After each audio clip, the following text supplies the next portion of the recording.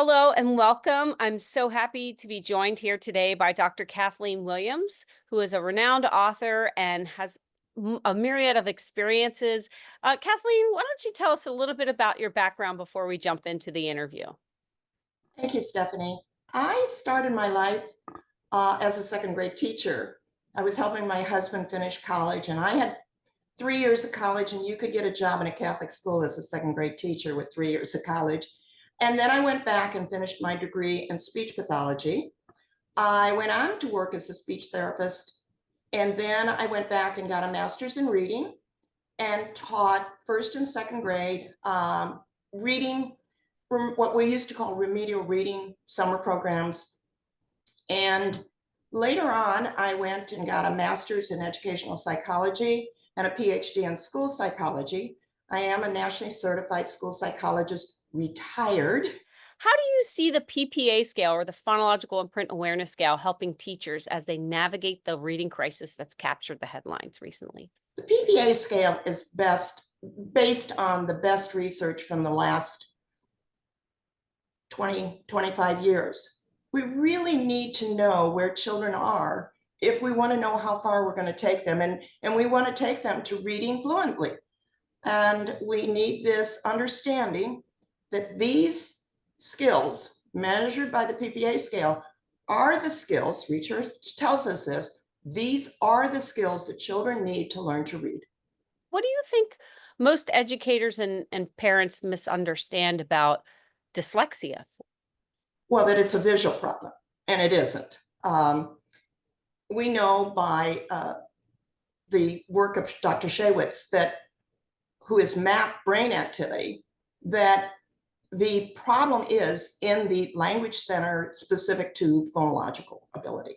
If your brain is functioning normally, when you learn that the letter D, that symbol D sounds like duh in dog, you use visual cues, auditory cues, tactile cues to match that letter name to that symbol.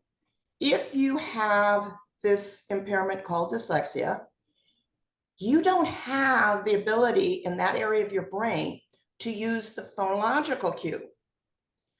Now, one of the ways I think can be very helpful that I've put in the book is to use tactile cues. How does it feel to say duh? What does it look like? Tracing letters in sand, etc. Do you think it's too early to assess preschool children for difficult early literacy development? I think we should start looking at children who are coming into our pre-K programs or early educational programs and trying to find those children early on who have not had experiences with print, who have never been, the names of the letters in their name have never been pointed out to them, who have never heard that cat and bat rhyme, and start grasping that idea that the sounds of the English language, there are sounds that match.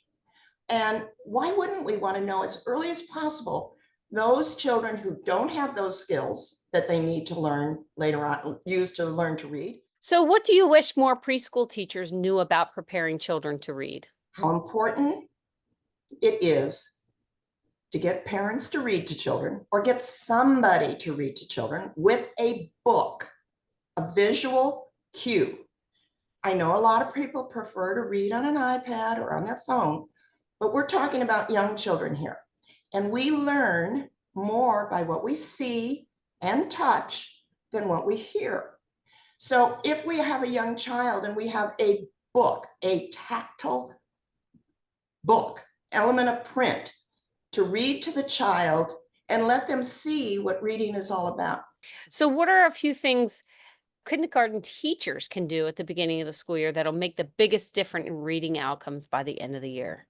I'd really like to see people use something like the PPA scale at the fall, at the beginning of the school year, to have a really good basis of understanding of where the children are.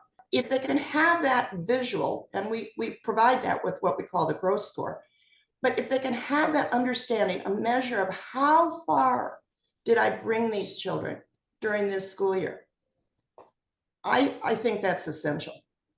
So what do people tell you they love about the phonological and print awareness scale? They're surprised at how easy it is to give. And I have to tell you, there's two components to that secret sauce. One is that it's all receptive. Children only have to point. And whether you're trying to get a baseline with a 3 or 4-year-old, or even a kindergartner, first grade, second grade student, not requiring the child to speak helps you over that first hurdle, makes it so much less intimidating. The second thing I learned along the way in my own clinical experience in the classroom and beyond, and in test development, is that we have to give something for the child to focus on.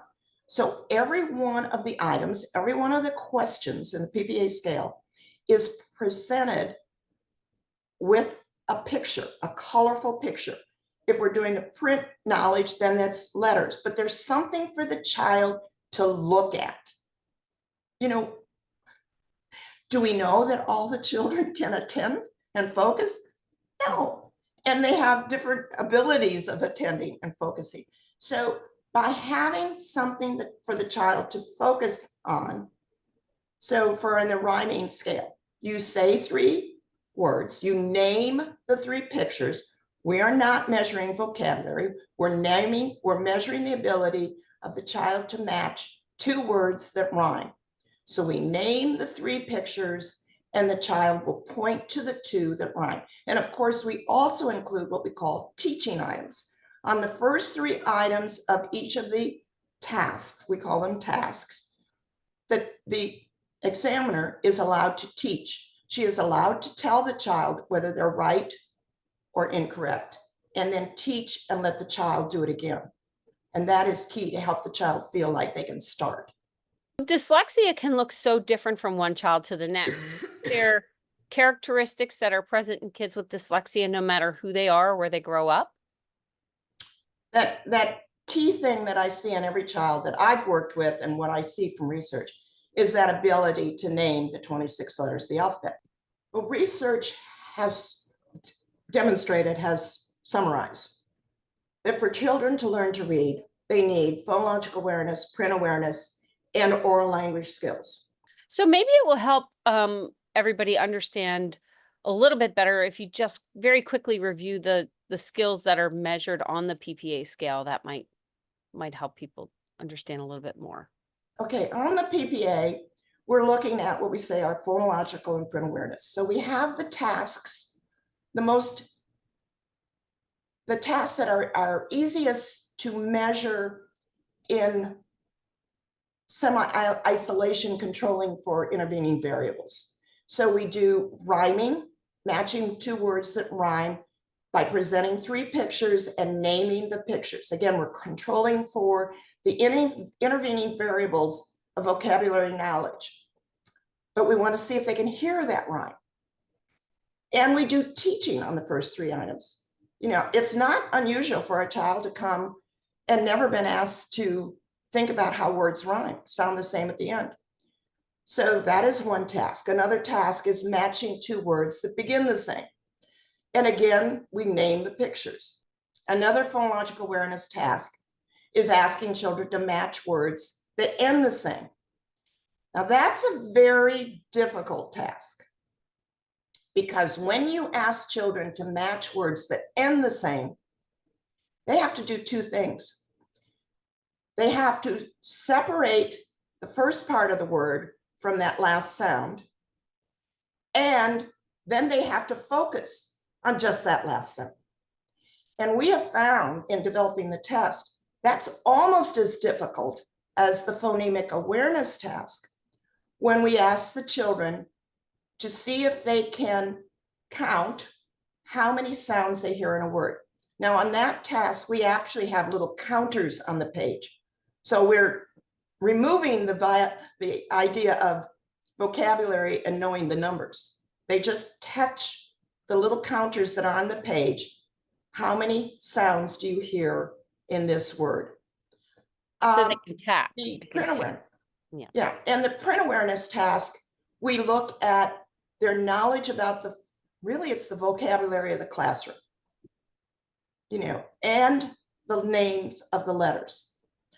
The last task that's on it is the sound to symbol task. Can they match the letter symbol to the sound? And again, we use pictures and we provide the letters, and all they have to do is point. The other thing that the publisher does, and the book is published by WPS, is they allow the user to copy any page in the book. So if the speech pathologist or the classroom teacher has a parent who says, well, what am I supposed to do when I read to my child? Teacher can hand them a sheet. Or if the teacher has the asset of a classroom assistant and says, I want you to put together these children in a group while I'm working with these children, and I want you to read to them, and I want you to do this activity while you read to them. She can copy that page, explain it to the assistant, and get double time right there in the classroom. It's been a pleasure to have you here with us today. Thank you. Thank you very much.